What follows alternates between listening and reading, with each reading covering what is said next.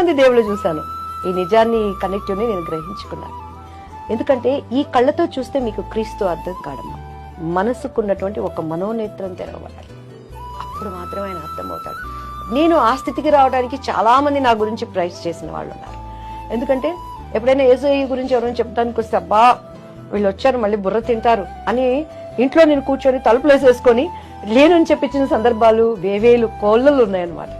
కానీ దేవుడు 10 సంవత్సరాల పిచ్చిదానిలాగా ఇది నిజం అని పరిగెత్తిన సందర్భాలు కూడా అనేకం ఉన్నాయి.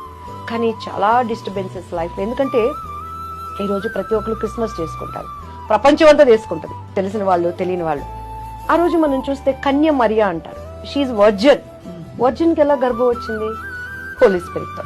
మీరు యేసుక్రీస్తు వారి DNA ఇప్పటికీ కూడా ఆయనను సిలువ వేసినప్పుడు ఒక రక్త